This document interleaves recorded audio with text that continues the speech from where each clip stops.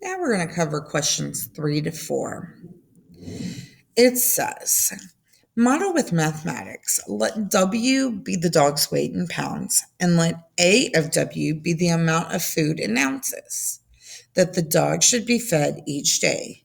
Use the table in item 1 in function notation to write a function that expresses AW in terms of W. So the amount of food would equal to the dog weight in pounds is equal to the amount of ounces that we're going to feed the dog. That's what we wrote down for 2A. Okay, so we're going to write this as A of W equals W.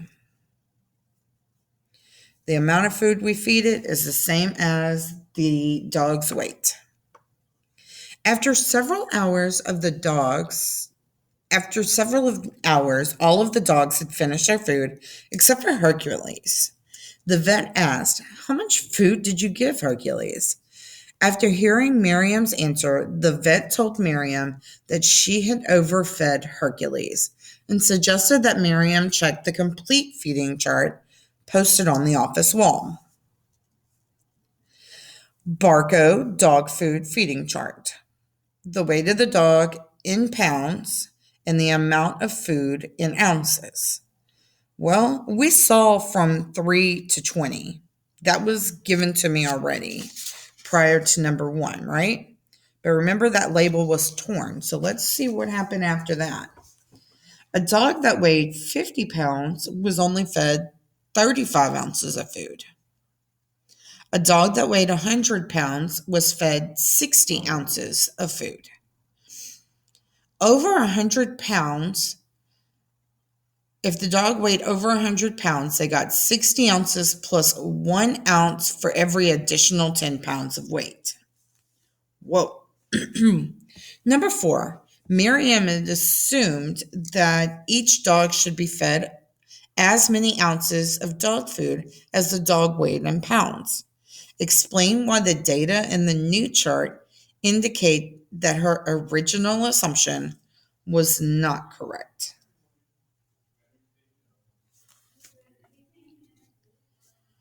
Okay, well,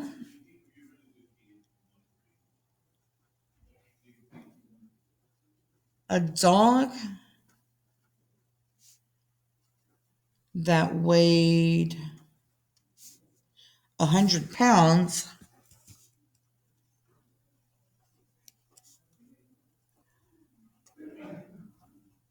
should only be fed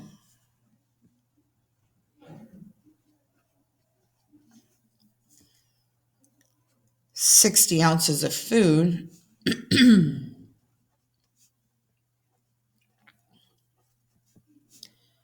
And Miriam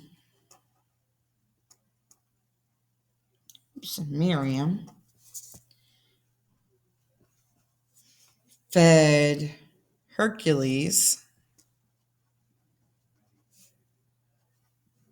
who weighed 68 pounds, 68 ounces of food.